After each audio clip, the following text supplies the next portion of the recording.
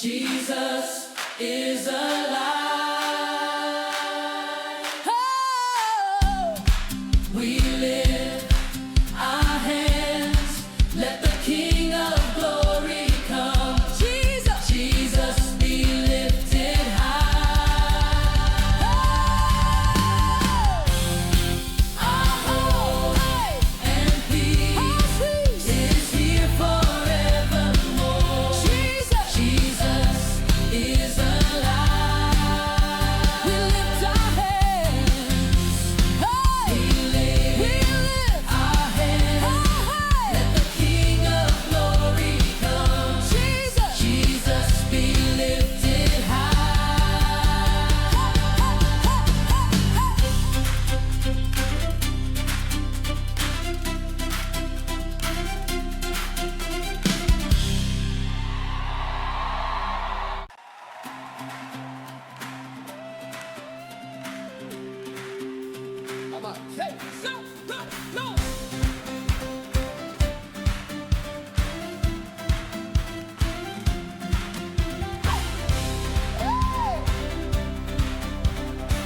Come on, shake the heels. Come on, hey, go. Stone have been taken away. Our God is risen from the grave. He has conquered death and darkness. In Him we are resurrected. Our God is risen from the grave. Come on, sing. Hey! Our pain had been taken away. For our God is risen. From our God is risen.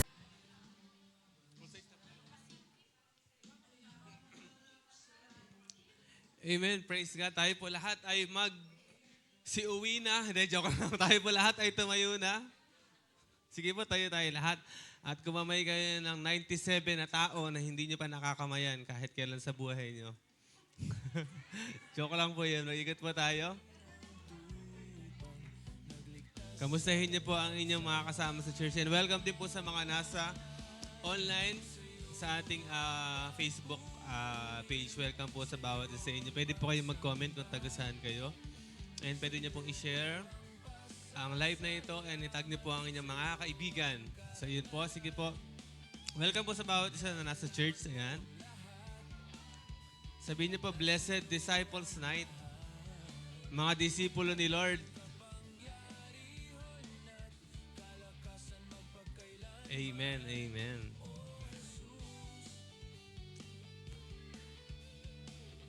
Sige po, mag-move forward na po tayo para yung mga dumadating ay may upuan sila. Yan. Sige po, makakaupo na muna po ang bawat isa sa atin. Yan, hayaan muna po natin mag-settle down ang bawat isa. Makakaupo na po tayo. Praise God, dumadami ang ating Disciples Night. And syempre sa mga nasa online po, gusto po namin makasama namin kayo dito sa church. Every Disciples Night kasi po mayroong gagawin si Lord. Amen. Sa lahat po ng nasa church, God is good. And all the time, God is good. Mabuti po ba si Lord? Ano po ba sa Tagalog yung all the time? Parang nag-doubt pa ng konti. Ano nga ba yun? Sa lahat ng, pwede ng konti yung music natin. Sa lahat ng oras. So, ibig sabihin, anytime merong ginagawang mabuti si Lord, sabihin mo sa katabi mo, kapatid, ano yung ginawa ni Lord na maganda sa'yo ngayong week? Sige po, hanap kayo ng kapartner niyo, tanongin niyo yung nasa kanan ninyo. Hanap kayo ng kapartner niyo, tanongin niyo yung nasa kanan. Yung kanan, yung nasa kanan. Sabihin mo, kapatid, ano yung magandang ginawa sa'yo ni Lord? Sige, sabihin niyo. Kasi tatawagin ko kayo eh. Kailangan may maisagot kayo pag tinawag ko kayo. Sige po, hanap kayo ng partner, sabihin nyo, ano kapatid, ano yung magandang ginawa sa'yo ni Lord? Tapos sabihin naman ng isa. Sige. Tatawag ako, kailangan may maisagot kayo. Okay, tawagin natin si... sino muna ba? Si Rio muna. Tara dito, Rio. Tara dito, Rio. Sino yung tinanong sa inyo?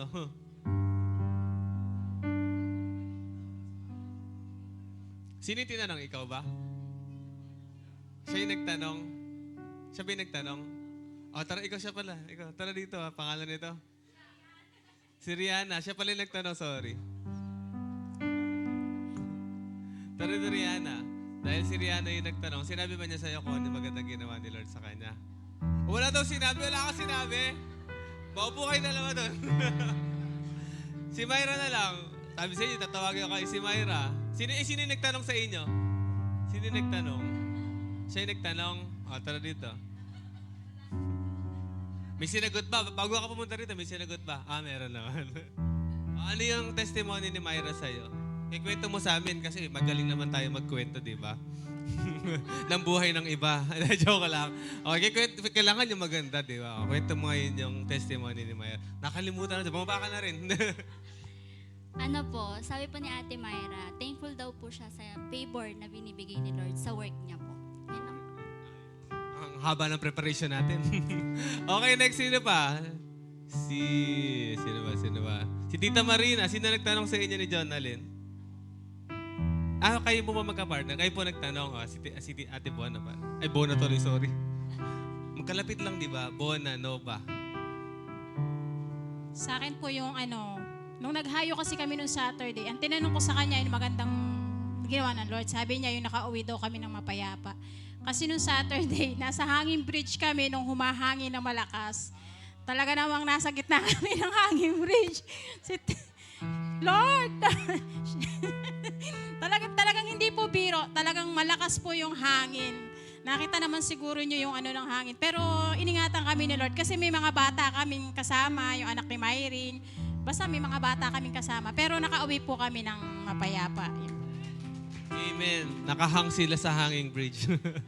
Okay, tayo po lahat ay tumayo na at tayo po ay mag-worship na sa Panginoon. Tagumpay sila sa pagtawid sa tulay. Sino po dito yung masaya ka kasi nagpunta ka talaga dito ng kusa? Amen. Hindi kayong napunta ka dito kasi may nag-invite sa'yo, napunta ka dito kasi kailangan, di ba? Pero yung nagpunta ka dito kasi gusto mo talagang ma-experience si Lord. Sino po yung ganon? Kasi po gusto ni Lord kapag tayo ay lumalapit sa Kanya, nag-expect tayo na mayroong gagawin si Lord sa buhay natin. Dapat ang prayer lagi natin, Lord, pagpunta ko po sa Disciples Night, pag-attend ko po ng service, Lord, gusto po kitang maka-encounter. Kasi sayang naman yung gawain kung lilipas lang din na hindi natin na-encounter si Lord. Si Lord, ready po talaga niyang ibuhos yung kanyang kapangyarihan, yung presensya niya. Ang nagiging problem lang minsan ay tayo. Hindi kasi tayo nag-i-expect, hindi natin inaasahan, hayaan lang natin matapos si Jane mag-praising, hayaan lang natin matapos yung worship, and then hayaan natin matapos yung message. Pero dapat, every moment ng gawain ito, talagang mag-desire tayo sa praising pa lang. Sabi mo na, Lord, bigyan niyo po ng joy yung heart ko. Kung meron kang problema kang ina, Lord, bigyan niyo po ng joy yung heart ko na magpupuri ako sa iyo kahit may struggle ako. Yung ganong heart na, Lord, mag-worship ako sa iyo kahit anumang na-experience ko kang ina. And mag-worship ako dahil deserve mo, Lord. Gusto kong ma-experience yung pag-ibig mo, yung pagmamahal mo. So, ganun po yung maging prayer ng heart natin sa oras nito. Amen po ba? Sino po dito yung masaya na mag-worship kay Lord? Masaya na pupurihin yung pangalan niya. Deserve po ba si Lord? Amen. Palakpakan po natin muna si Lord. Lord, thank you, Jesus. Lord, salamat, Panginoon, sa gabi ito.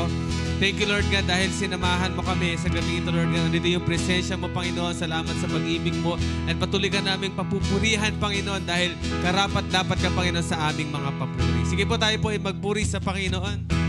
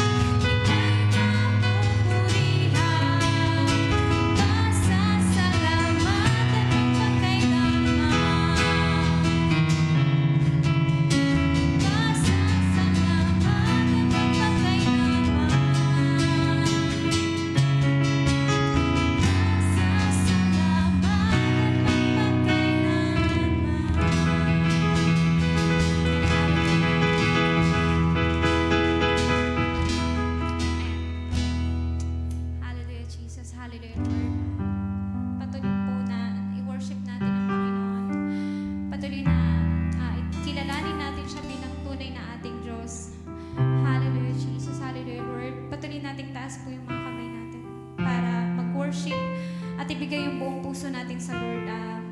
Mag-focus po tayo na ma-worship, na makatagpo yung Panginoon. Hallelujah, Jesus. Hallelujah, Lord.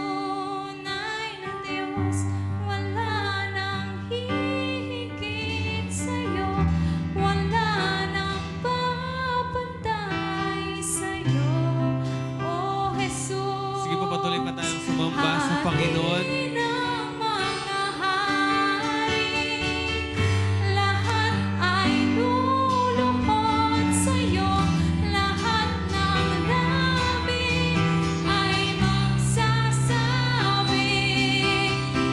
ikaw ang tunay na Diyos, wala nang hihigit sa'yo, wala nang babantay sa'yo, O Jesus, Hari ng mga hari, lahat ay luluhod Tuloy po nating sa'yo, sambahin ng Panginoon.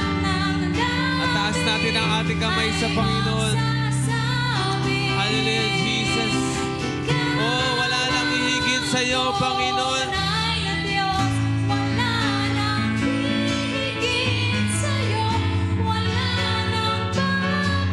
Oh, Jesus, Hari ng mga hari, sinasamba ka namin, Panginoon, sa oras na ito. Lahat ay luluhod sa'yo, lahat ng Sige, patuloy natin itaas ang ating tinig sa Panginoon. Ikaw ang tunay na Diyos. Wala nang hihigit sa iyo, Panginoon. Sige po.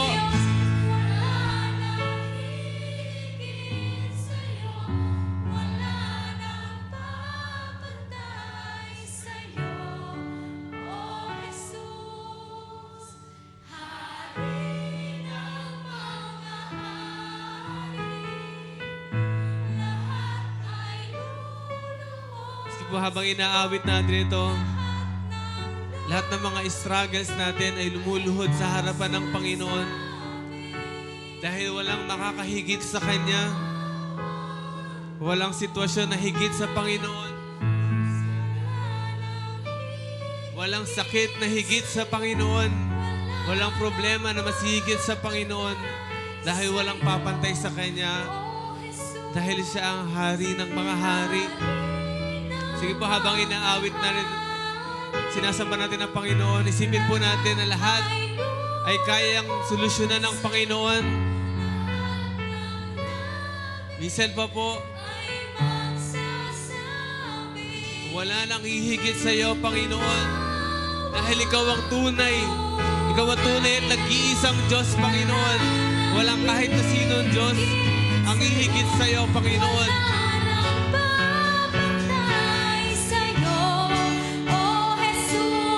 Hari ng mga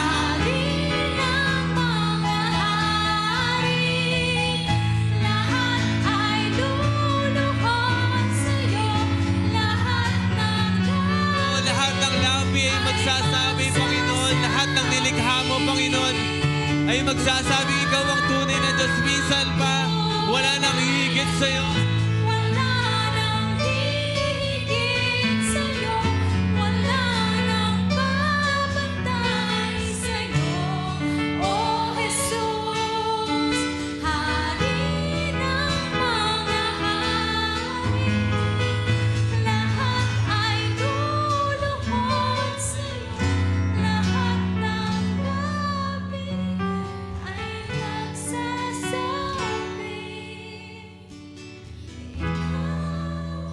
Yes, Lord, ikaw ang tunay na Diyos.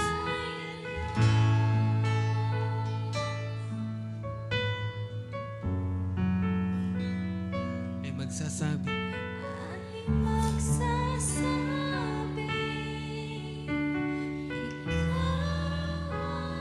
pwede po nating palakpakan ang ating Panginoon. Thank you, Jesus. We worship you, Jesus. Walang ihigit sa iyo, Panginoon, dahil ikaw yung nag-iisang Diyos. Ikaw yung tunay na Diyos. Nakilala namin, Panginoon, na hindi nagbabago mula noon hanggang ngayon, Panginoon. Yung kapangyarihan mo noon ay the same pa din hanggang ngayon, Panginoon. Kung paano ka nagpapagaling dati, ganun pa din, Panginoon. Kung paano ka gumagawa ng himala, Panginoon, ganun pa rin yung ginagawa mo, Panginoon. Sa oras na ito, Lord, dahil hindi ka nagbabago, Panginoon. Yung kapangyarihan mo, Panginoon, ay walang hanggan, Panginoon. Yung pag-ibig mo ay walang hanggan, Panginoon. Yung biyaya mo ay sapat sa amin, Panginoon. Kaya sa gabi ito, Lord God, patuloy ka naming sinasamba, Lord God. Patuloy ka naming pinapupurihan, Panginoon, sa ginawa mo lahat sa aming buhay, Panginoon. Salamat sa cross, Panginoon. sa pagbibigay mo, sa pag-aalay mo ng buhay mo sa amin, Panginoon. Thank you, Jesus. Dahil naririto kami, dahil sa biyaya mo, Panginoon. Salamat, Panginoon, and we pray, Lord, na magkaroon po kami lagi ng expectant heart, Panginoon. Lord, sa gabi ito, Lord, iparanas mo, Panginoon, sa amin yung kapangyarihan mo, Panginoon.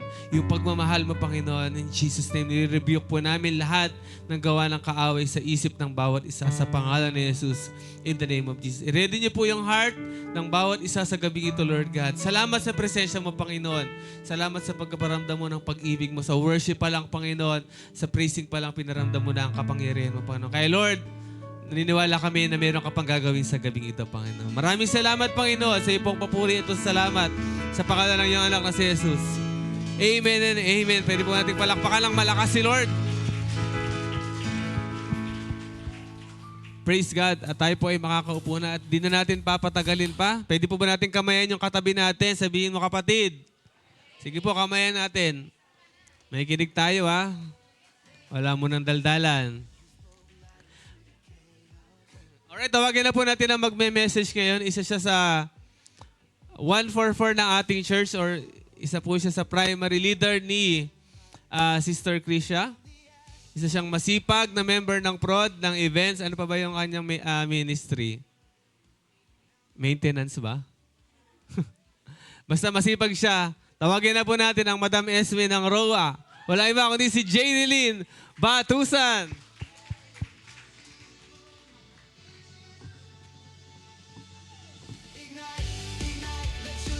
Hello po, ayan. Hindi naman tayo magtitirintas ng buhok kung hindi tayo magtuturo. Charot, joke lang po. Ayan. So, isang magandang gabi po sa ating lahat. Ayan. Batiin nyo nga po ang inyong katabi ng isang magandang gabi.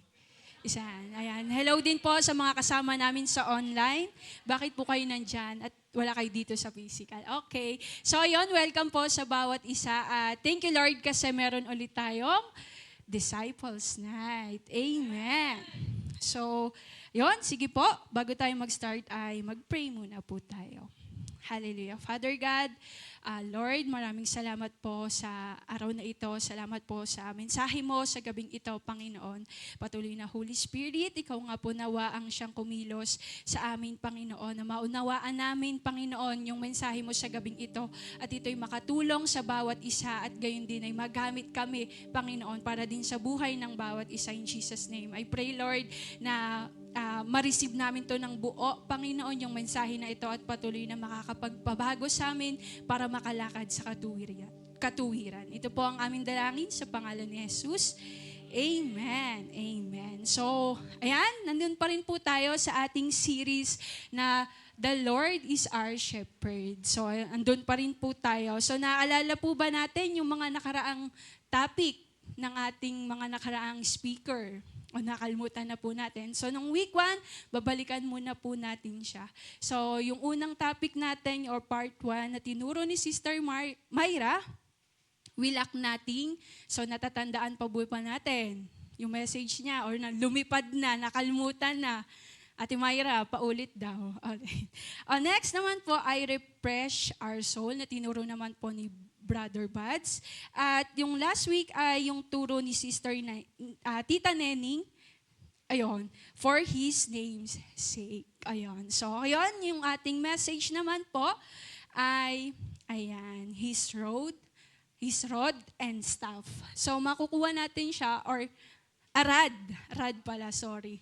So, yun pala yung, ayun, His rod and staff. So, yung key verse natin ay mula po siya sa Psalms 23, verse 4. Sige nga po, sabay-sabay natin siyang basahin. I walk through the valley of the shadow of death, I will fear no evil. For you are with me, your rod and staff, they comfort me. Okay, so maliwanag po. Dito po natin hanguin yung kabuuan ng ating mensahe. So bago yon, meron muna po akong tanong sa inyo. Ayan, naranasan mo na ba ang mapalo at pagkatapos ay susuyuin ka? Meron po, bataas nga po yung kamay. Yung mga bata ay napalo. O sino dito yung napalo lang tapos hindi sinuyo ng magulang? Meron ba? Ay, meron din pala. So, sino naman dito yung nakaranas ng boat na to, pinalo tapos sinuyo din? Meron, di ba?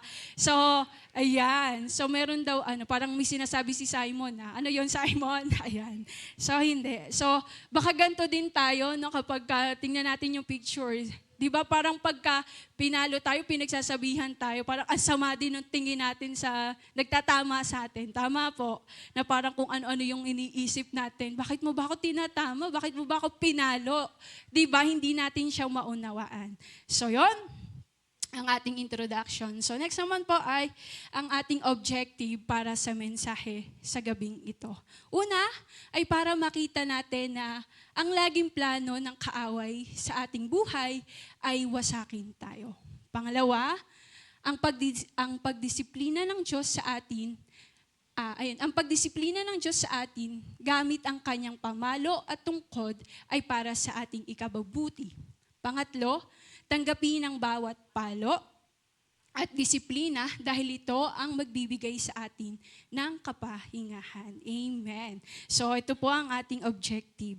So sige po, dito na tayo sa ating key verse. No? Sabi dito, even though I walk through the valley of the shadow of death. So ano ba yung ibig sabihin nito? So sabi po dito ay, ayan, dumaan or sa Tagalog, dumaan man ako sa madilim na libis ng kamatayan. So, sinasabi lang po dito na hindi puro masaya lang yung meron sa atin. Sa journey natin sa buhay na to, na mayroong kapahamakang nakaabang sa atin, na mayroong kaaway na handa tayong dagitin, handa tayong pahirapan or subukin, no? Na anytime ay para mawala tayo sa kawan ng Diyos.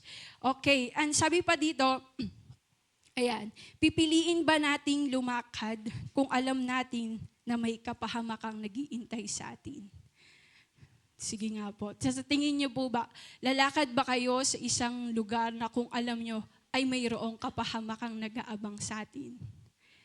Hindi po, di ba? Kasi alam natin, masasaktan tayo doon, mahihirapan tayo doon. Tama po?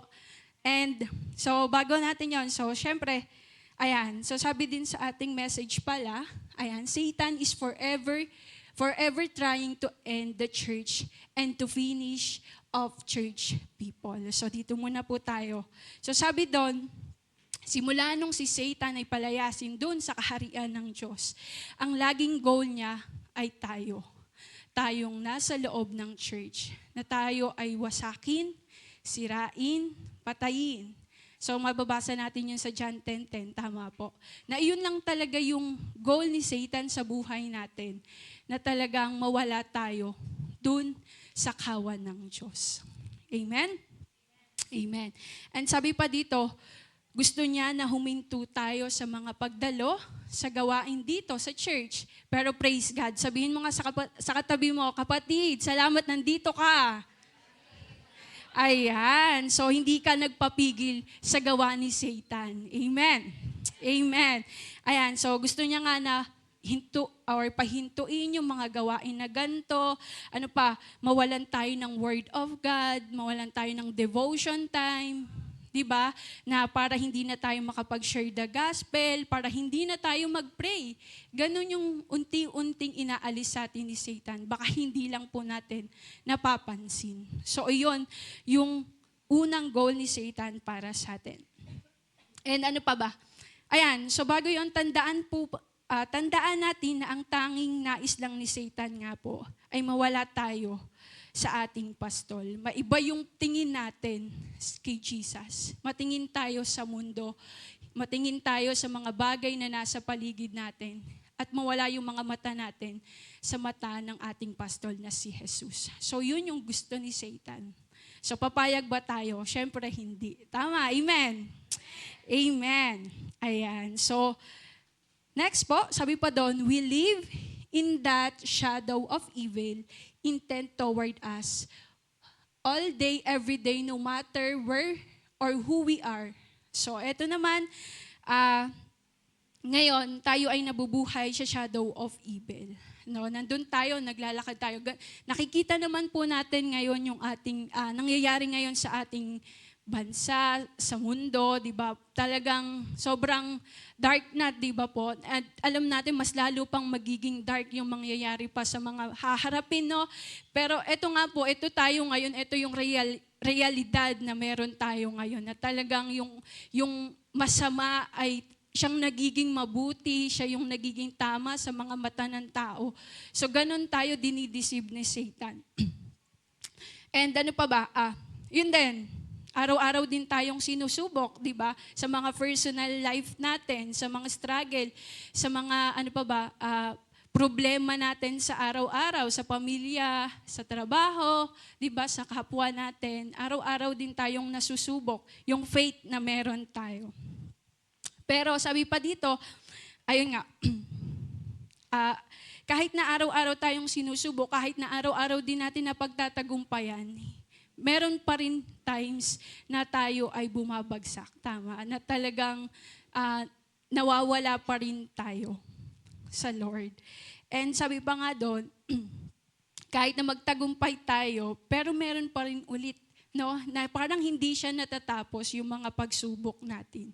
So kahit, yun din, sabi pa dito, ayun, no matter where, every day, no matter where are we, kahit na nasa loob din tayo ng church, si Satan nandito, baka nga yung isip natin lumulutang, baka wala yung isip natin dito, tinatry niyang mawala tayo, hindi tayo makapakinig ng maayos, intindihin natin yung ibang bagay. So si Satan lahat ng tactic gagawin niya para mawala tayo, no? Para hindi tayo makapag-focus sa word ni Lord sa gabing ito. And even then, who we are, kahit sino tayo, kahit ano status natin sa buhay, ordinaryo lang tayo, attendees, pastor, leader, kahit na sino tayo, lahat tayo ay target ni Satan. Bakit? Kasi tayo yung Christian na lumalakad, no, sa katuwiran. Amen po.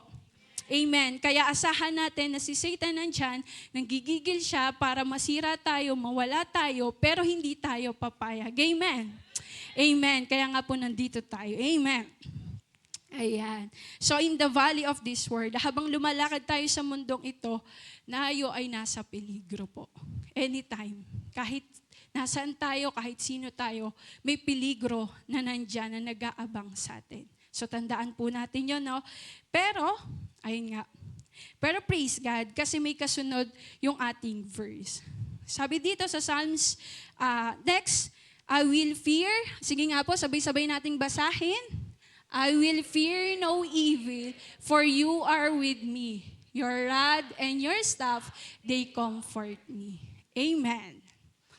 Amen. Ayan. So sabi pa dito, a rod and staff, and similar but different purposes.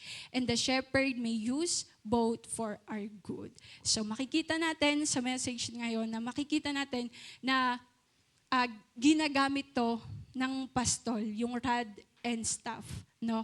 Sa Hebrew thing, and then i-apply din natin siya sa atin as a Christian. Okay po? And ginagamit siya for different purposes. And yun nga, for our good. For our good. Amen. Amen. So, sige po. Ano ba yung rod? O pamalo? Ay simbolo ng pagtutuwid, disiplina, at pagtatanggol ng Diyos bilang isang mabuting pastol. So, ayan. Wait lang po. Ayan. So, ginagamit ito ng pastol kapag may naliligaw, pasaway, o nawawala sa kawan ng pastol. So, alam naman natin yon. So, wala man tayong dito, parang mga pastol, wala tayong mga sheep. Pero sa Hebrew daw, so, ginagamit yung rod ng pastol bilang pamalo, no, sa makulit na sheep. Sino dito gustong mapalo? Wala naman, tama po. So, ginagamit siya dahil may mga makukulit kasing sheep na ang tigas ng ulo, diba? Na eto yung tamang daan, saan sila pumupunta, lumiligaw, lumilihis sila. Gusto nila yung sarili nilang kaparaanan. So, dahil doon, ginagamit ng pastol yung kanyang rod sa sheep na yon. Pinapalo niya. So, ganun siya. So, Ayan. Next po ay nga. So makikita din natin dito yung image ni Jesus. Ayan. So may buhat siyang sheep. Tama po? So madalas natin siyang nakikita, parang comfort siya, di ba, na natagpuan niya yung sheep na naliligaw. Ganon yung minsan yung translation natin sa sheep na to. Pero yun pala, pwede din siya dahil pinalo nga siya ni Jesus, nung pastol. Kasi nga, makulit siya. Tinatama siya, pero dahil makulit siya, pinalo tuloy siya. So gusto ba natin yun? Hihintayin pa ba natin na mapalo tayo? Hindi po, di ba? So ayaw natin nun. And then sabi pa dito sa Hebrew 12, kung babasahin po natin siya, tell us that He disciplines those He treat as legitimate, real His flock. So ibig sabihin, kapag pala pinapalo ng isang pastol ang isang sheep, ito ay sa Kanya. So, ibig sabihin, kapag tayo ay nakakaranas ng pagpapalo ni Lord sa buhay natin, so, isa lang din ang ibig sabihin na talagang iniingatan pa tayo ng ating pastol, na tayo ay sa Kanya. Amen? Amen po. And, ano pa ba, kapag hindi tayo nakakaranas ng pagdidisiplina, baka hindi niya tayo tupa. Ayan. So, baka iba ang naghahari sa atin. Masakit yung pinapalo tayo para sumunod tayo. Tama po. So lahat po naman tayo ay nakaranas na dito, no? Ayan. Lahat tayo ay nakaranas na ng pagpalo sa atin ni Lord. And hindi natin siya nauunawaan agad kung bakit nating dinanas, no, yung pagsubok na yon. Tama po. Pero after nung pagpalo na yun, doon natin nakikita, ay Lord, para pala yun sa ikabubuti ko.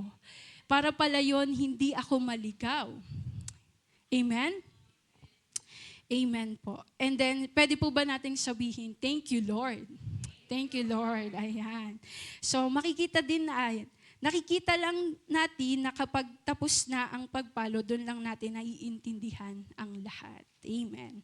So, bakit ba kailangan pa tayong paluin? Bakit nga ba? Sa tingin natin.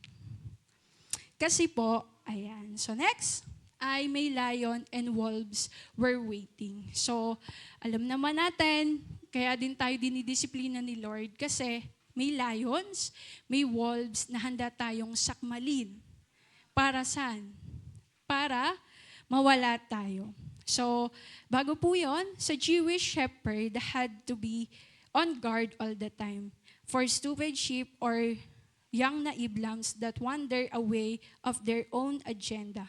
So ito po ay sa mga Jewish nga po, ay sila, yung mga pastol po, ay magdamag nilang binabantayan yung mga sheep nila.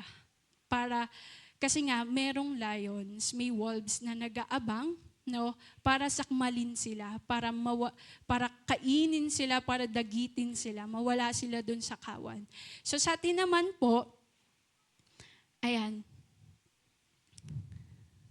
para sa atin naman, as a Christian, na may mga part na iniingatan sa atin si Lord, may mga part na tinatama sa atin si Lord. Tama po ba? Amen.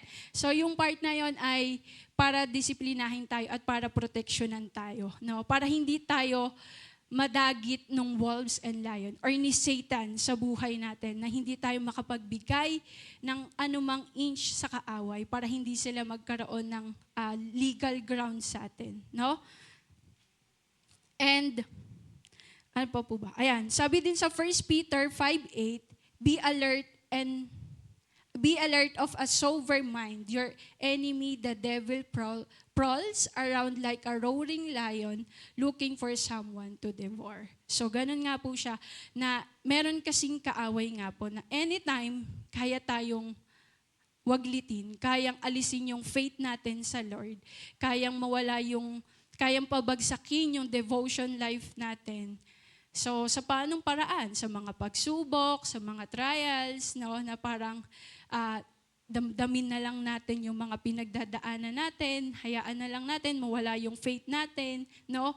So, may mga ganun po kasi. So, tayo, syempre, ayaw naman natin na mangyari yun sa atin. Tama po? Amen. And sabi pa dito, dapat tayo ay maging alerto dahil may kaaway na laging nakaabang.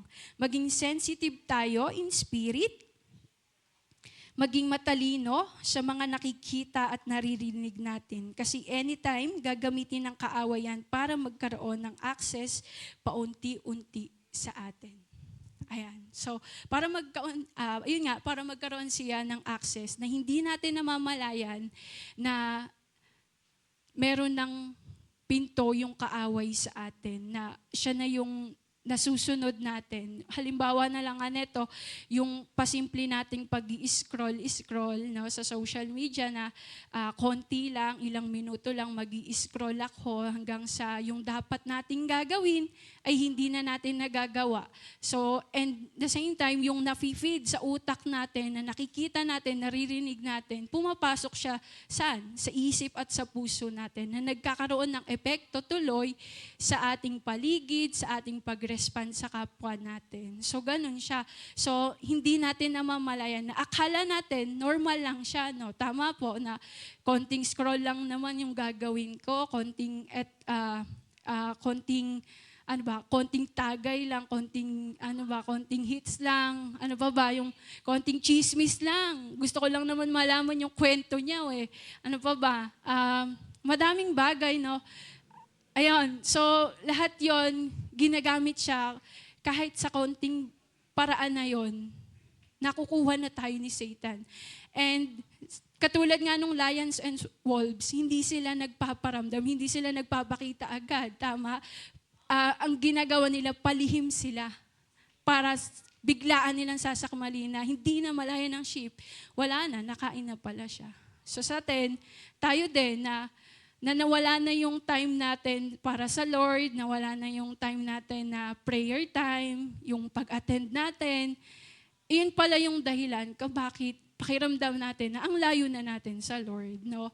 Iyon pala yung naging dahilan nun, kaya wala na tayong oras para umattend. Naiiba na yung mga gusto natin, na dati gustong-gusto natin yung mga gawain sa church, pero nabago na.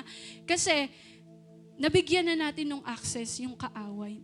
Nakakagat na pala tayo ng kaaway, hindi pa natin namamalayan. So, ganun po siya. Yung lions and wolves. And syempre, ang ating Lord, sa ating shepherd, ay ayaw niya na mangyari yon sa atin. No? So, bago yon, syempre, meron pa din pala. Ayan. So, sa sling naman tayo. So, yung ang shepherd or yung mga shepherd nga po sa Jewish, ay meron din pala silang ginagamit na sling. Kung alam natin yung kay David, di ba? Yung ginamit niya pang talo kay Goliath, na isang tira lang, napataob niya agad to. So yung mga shepherd pala na Jewish, gumagamit din sila nito para matalo or mapatay yung mga lions and wolves na yon. Okay? Para protectionan pa din yung sheep. Kahit na meron siyang rod, meron din siyang sling na ginagamit para maproteksyonan. So ano po yung sabi dito? So if a lamb began life with bad habits of wandering away from the protection of the shepherd, rod and sling. So ito naman is, yun nga, kapag ang sling, ang sheep, after niyang mapalo, pero bumalik pa rin siya.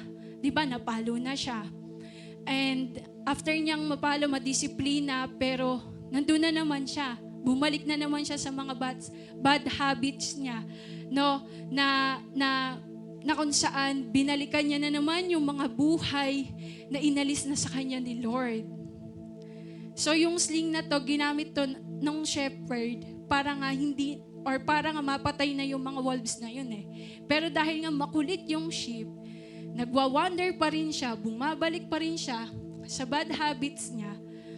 So ito ay ginagamit din sa kanya nung shepherd. Ayan, dahil ang kulit-kulit mo, hindi lang ayaw mo ng rod lang, ginamitan ka na din ng sling. So tatin din, no? Akala natin na parang simple lang siya na pagtatama. Pero, hindi po. And sabi pa dito, in the end, the lamb understood survival was to stay close to the shepherd who could carry you when you can't walk yourself. So ito naman nga po, di ba? Napalo. Tapos bumalik sa bad habits. And then ginamitan ng sling. Pero yun nga, after nun, kinikerry pa din ni Jesus yung sheep na yun. So yung makikita nga po natin dito na kaya pala, hindi lang siya rod yung ginamit sa kanya, kundi pati sling. Kasi nga, dinidisiplina pa din ng shepherd ang sheep para hindi siya talaga tuluyang mawala sa kawan. No? So, ganun po siya. And,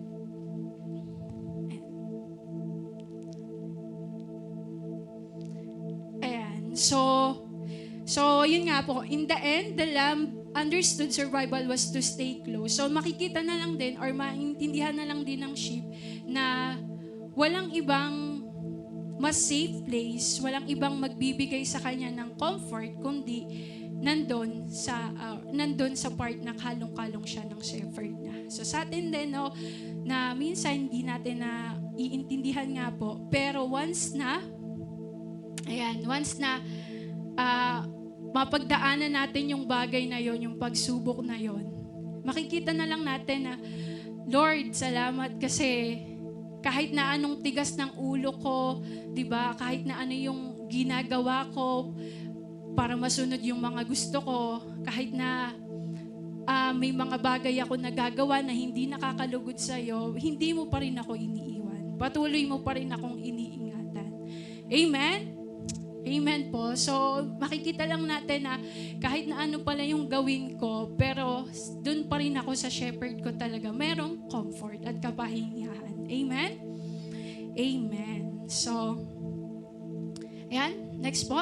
Ayan nga. So, ito naman yung staff o tungkod ay simbolo ng paggabay, pag-akay at pag-aalaga ng pastol sa kanyang tupa. So, ito naman po ay part na kung saan makikita natin yung may kalawit. Tama ba yung tawag doon? Kaya, yung staff ay ginagamit nga po. So, bago yon, yung staff pala ay ginagamit siya para tungkuran din nung shepherd niya. Kumbaga, kung makikita po natin or ma-feature natin yung image na yung shepherd may hawak siyang tungkod, yun pala ay para ding parang gabay sa kanya, no? Kapag napapagod na siya, dun siya humahawak para makapagpatuloy siya sa pagpapastol niya sa mga sheep. So, ganun siya. And, ano pa ba? Yung pakurbang bahagi ng staff ay ginagamit upang maharangan, hilahin o ilapit yung tupang naliligaw. O, ayun, naipit. So, ganun pala siya. Kumbaga kung makikita natin may sheep na naipit, so yung yung kalawit na yun, ginagamit siya para makuha pa din, no, yung tupa kung nasan man siyang lugar at hindi siya maligaw. So sa atin din, yung staff ay simbolo ng authority ng salita ng Diyos. So sa buhay natin, na kahit na anong season ng buhay natin, hindi nagbabago ang salita ng Diyos. Na alam natin lagi na ito ang nagbibigay sa atin ng kapahingahan. So ano po ba yun? So ito yung staff, mahahalin tulad natin siya sa Word of God. Na kahit na anong season ng buhay natin, na makakapagbigay ito ng kapahingahan sa atin. Amen? Amen. Na para hindi tayo maligaw po. So, yon. So, ito po yung ating key verse, no? So, bago yon, meron po siyempre tayong application para sa kabuuan na yan. So, bago po tayo pumunta sa application, tandaan lang po natin na yung rod, yung sling, yung staff ay para sa ating ikabubuti. Amen? Amen. So, dahil dyan, ang ating pong application, kung ang sitwasyon mo ngayon ay kailangan ng palo o tungkod ni Jesus, hingin natin ito sa Kanya at sumunod tayo. Amen? So, ito naman yung part na to na mag-share lang po ako ng konting testimony. So ito din ay naranasan ko din po ito na parang na ako din ay nagdumating din ako sa time na nag-wonder, no, na kahit na alam ko na nakasalanan yung ginagawa ko, pero nandun pa rin ako sa part na tinutuloy ko pa din, nagkakaroon pa rin ako ng konti sa sarili ko na okay lang to, parang simple lang naman yung gagawin ko, pero hindi pala. No, na nakita ko na mali yung ganong thinking, no? Tapos, so hindi ko nga po namamalayan na unti-unti na ako nawawala ng gana para sa mga gawain para sa Lord. And then, dumating yung time na kung saan na ako ay pinalo ni Lord, na kung saan naunawaan ko yung bagay na yon, na at the end of the day, na mali yung aking ginagawa, pero si Lord, nandun pa rin siya para itama ako. Na kahit na gaano kabigat or kasama yung nagawa ko na bagay, ay handa niya pa din akong patawarin. And ayun, so sa atin din, ngayon, baka meron po sa atin ngayon na sa online, nandyan sa physical, na baka kailangan natin ng palo, or hindi, Lord, okay lang na paluin mo ko kasi ganito yung ginagawa ko. I-admit natin, huwag tayong matakot. No? Or kailangan natin ng gabay ng ating shepherd ngayon. Huwag po tayong matakot. Hingin natin ito sa Kanya. At sumunod tayo. Amen po? Amen. And next naman po, na application, kung naranasan mo naman ng pagpalo at tungkod ni Jesus, oras na para itong testimony mo ay ibahagi mo sa iba sa pamamagitan ng pagbabahagi ng mabuting balita. So kung tayo naman po ay naranasan na natin yung mapalo tayo, naranasan na natin yung protection ni Lord, yung pagtatama niya sa atin, yung pagdidisiplina niya sa atin, i-share din natin to sa iba.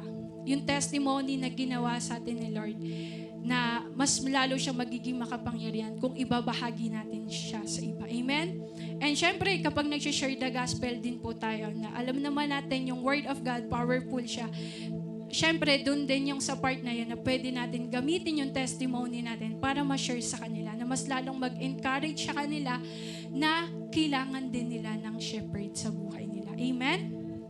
Amen.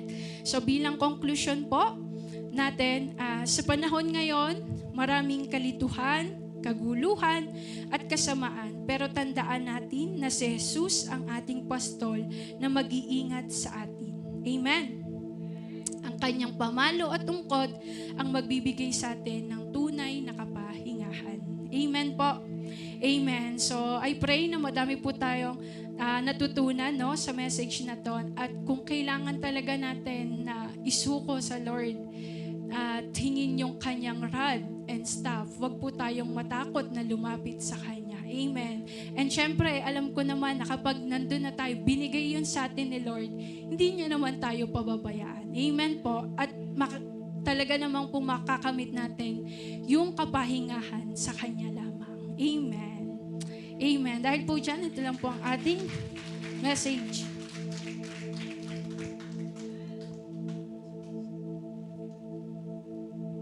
Praise God. Handa na po bang mapalo ang lahat? Ay, hindi. Ayun, nakakatawa kasi ibig sabihin, pag ang magulang ko ba ay pinalo ang anak, ano ibig sabihin nun? Mahal yung anak kapag pinalo. Pag pinalo ng anak yung magulang, joke lang. Kasi nakakatawa yung si Lord, yung way niya talaga sa atin is may mga times talaga na masakit na pag tinutuwid tayo ng Panginoon. So, ibig sabihin lang nung kasi ay mahal tayo ng Panginoon kapag mayroong pagtutuwid sa atin. Walang pagtutuwid na hindi ka masasaktan. Tama ba? Pag tinutuwid ka, medyo parang manlalaban yung loob mo eh. Tama ba? Meron sa heart mo na parang, teka, ba't mo kinukorek? Di ba? Parang ganun. Pero alam niyo po, ibig sabihin nun, gusto ni Lord mabago ka. Wala naman po siguro wala naman siguro leader na magko-correct na trip lang niya. Tama ba? Ibig sabihin, kapag may kinokorek tayo, meron dapat i-correct sa atin. Ibig sabihin, meron tayong ginagawa na hindi dapat natin ginagawa. Ganun siya. Parang yung sinampol nga ni JD kanina, yung mga tupa kasi, hindi naman sila papaluin, hindi naman sila kakawitin kung normal lang na nandoon sila sa kawan. Tama ba? Walang mangyayaring ganun. And minsan, yung mga shepherd din, nakikita kasi nila sino ba matangkad? Yung tupa o yung pastol. Yung pastol, nakikita niya lahat yun. Yung mga tupa. Habang naglalakad sila, nakikita niya yun. Kahit na hindi pa sobrang layo ng isang tupa, alam niya kapag yung isang tupa medyo lumilihis. At teka, parang yung ulo na yun, yung ulo parang gumagawi dito. Pupuntahan na yun.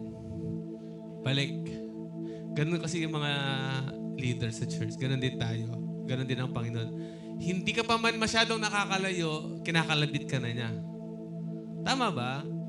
Yung, alam niyo po, yung siguro pagka yung tupa, siguro sa mga totoong tupa, pag medyo nalilis-lis pa lang, konting ganun-ganun lang, balik-balik ka na. Pero kapag yung medyo yung tupa nalayo na, medyo malakas na ng konti yun kasi medyo malayo na siya, di ba? Hindi na siya pwedeng konti-konti lang eh. Alam niyo yung, nakita ba kayo ng pinalumpusang ganun, tapos bigla siyang gumanon, tapos bigla siyang nagkatakbo. Ganun siguro eh, pag medyo malakas yung palo dun sa tupa, medyo magugulat siyang ganun, tapos babalik siya dun sa kawa niya. Pero pag konti-konti pa lang, medyo tapik-tapik pa lang. Huwag na po natin hintayin na medyo malakas yung palo sa atin bago tayo bumalik. Di ba? Ngayon pa lang, kapag meron ka nang naiisip na, bakit ako tinutuwid ng leader? Bakit pinapagawa to sa akin ng leader ko? Bakit ganyan? Bakit kailangan gawin to? Di ba? Meron na tayo agad rebellious heart. Meron ba kayo nakita ng nagrebelding tupa na pagpalo ng shepherd sa kanya? Bakit ako pinapalo? Ganun. Or else, kapag yung tupa ay nagpapanggap na tupa lang, siya pala ay isang lobo. Ayan.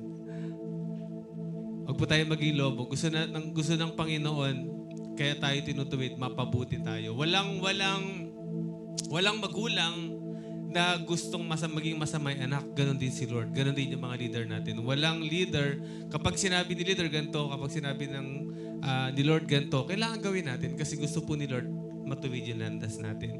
Kaya nga, alam niyo po ba na based lang sa mga, pag nag-uusap-usap ka sa ministry or sa leadership, pag ang church ay minsan mahigpit, sobrang higpit, talagang makakalas eh. Alam niyo ba yun? Kasi hindi lahat willing magpa-discipline. Pero yun dapat. May ganun eh. May mga church na talagang mahigpit eh. Alam mo yung talagang mapagkwentuhan nga kami si Pastor Arman last time eh. Sino may kakwentuhan ko nun? Sila Ian, kakwentuhan namin. Naaalala namin yung mga moment talaga na Pastor Arman na pag hindi ka umaten, papasundo ka talaga. May mga kakilala ko, pinasusundo talaga ni Pastor Arman. Sabi niya, King, sunduin mo kasi ngayon, susunduin sa bahay. Mahigpit talaga siya. At hindi lahat kayang mag-handle ng disiplina, kaya umaalis. Pero dapat, kapag dinidisiplina tayo, hindi tayo umaalis. Diba? Kasi alam natin na sa disiplina, doon tayo magiging maayos eh. May ganun talaga eh. Talagang kapag ikaw ay dinidisiplina, hindi talaga siya masarap sa pakiramdam. Talagang medyo pero yun yung dapat eh. At yun yung ikakaayos natin. Pero once na hindi tayo nagpadisiplina sa Panginoon at sinunod natin yung sarili nating kagustuhan, marami ng testimony niyan, napapariwara ang buhay. Kasi ganun naman sa anak, tama po ba? Ang anak na suwail sa magulang, pag sinunod niya yung sarili niyang kagustuhan, napapariwara lang yung buhay niya. Ganon din po sa Panginoon. Kaya every time na mayroong pagdidisiplina sa atin, hindi yun para parusahan tayo, kundi para ituwid tayo. Amen po ba? I believe siguro sa atin, tingin ko mga 95%, may mga times na pag mayroong tinutuwid sa atin, medyo naaangil-angil tayo ng konti. Tama ba? Pero dapat magpakumbaba tayo. Amen po ba? Iyon yung gusto ni Lord. Humble heart, willing kang magpadisiplina. Kaya nga disciple eh. Merong disiplina ang isang disciple. Kapag nasabihan ka lang ng ganito, nagtatampo na agad. Hindi ganun yun. Diba? Dapat tayo po ay willing magpa-disiplina sa Panginoon. Pag may sinabi si Pasem, ito, gawin ito. Dapat pag nag-send ng insight, gantong araw lang. Sino dito yung wala pang insight ng ministry hanggang Martes na lang yan? Ay, ano ba? Martes ba? Ay, Monday na. Monday lang yung core group. Sino po mga core group member? Anong submission ng core group message? Hanggang Monday lang. Di ba? Tapos, pwede naman humabol kayo, 11:59. Di ba? May mga humabol. Di ba? Pero at least sinusunod natin. Dapat marunong tayo sumunod. Kapag ang core group nyo ganitong oras ka atin. Kapag ang message ganitong oras, ang Sunday service ganitong oras tayo atin. Willing tayong magpabago lagi sa Panginoon. At naniniwala ako na habang nilalagay natin yung sarili natin, Lord, gusto ko pong magpabago. Lalo tayong iangat ng Panginoon. Kasi kapag si Lord ang nagbabago sa atin, nagiging better person tayo. Pero pag yung sarili lang natin yung sisunod-sunod natin, mapapariwara lang tayo sa buhay natin. Diba? Kaya po, bawat isa sa atin, magkaroon tayo ng prayer na, Lord, sige po, ituwid mo ako. Meron na ba ka nag-pray sa inyo ng gano'n? Lord, paluin mo nga ako, Lord, para tumino ako ngayon. Di ba? Lord, try mo nga akong paluin, Lord, di ba? Sige, Lord. May nagpe-pray ba ng gano'n dito? Lord, paluin mo ako para tumuwid ako. Diba? Parang magkakituan nga kami ni Krisha kanina. Pag alam mo na meron ng something na ginagawa kang mali, na alam mong ayaw ni Lord, sabihin mo sa Lord, sige Lord, ituwid mo ko ngayon. Lord, gusto ko pong mabago to. Diba? Huwag na nating hintayin na umabot pa yung worst para lang matutunan natin yung dapat nating matutunan. Diba? May mga tinuturo kasi sa atin si Lord, minsan di tayo nakikinig kaya ayaw nating matuto sa magaan na paraan. Matututunan natin yun sa mabigat na paraan. Ano gusto niyo? Sa magaan na paraan lang o mabigat na paraan? Siyempre magaan lang, di ba? Huwag na natin hintayin yung mabigat. Kaya pag alam natin na meron ng something na tinutuwid sa atin, ngayong oras na to, alam ko meron tinutuwid sa inyo. Parang umaalma, hindi. Dapat ganito. Meron tayong something sa puso natin. Ipabago po natin yan sa Panginoon. Amen po ba? Sige po, tayo po lahat ay tumayo.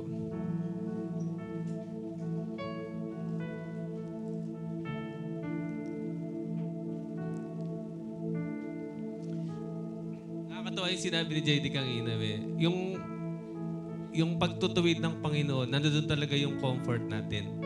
Kasi walang comfort sa mundo. Kapag sinunod kasi natin yung sarili natin, ako na tayo sa mundo, walang comfort doon. Nasa Lord lang talaga. Nasa pagtutuwid ng Panginoon. Natawa din ako doon sa verse na sa Psalms 23. Sabi doon, nasaan na ba yan?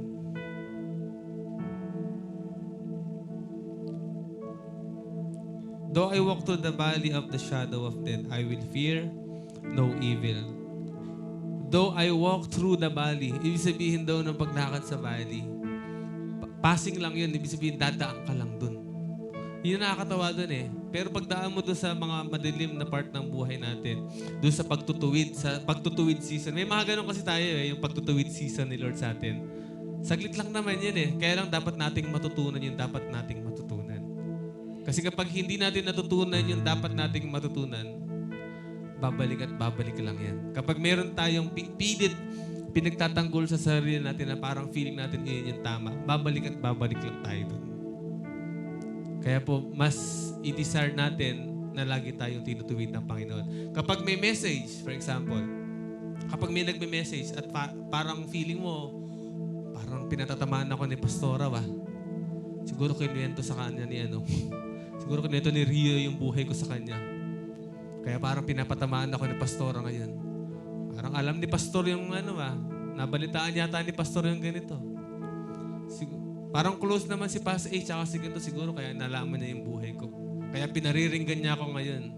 Pero hindi natin alam na every time na may tatayo sa stage na nagsasalita ng Word of God, si Lord yun. Tinutuwid ka. Hindi yun kahit na sino nagsasalita sa harap, kinakausap tayo ni Lord. Diba?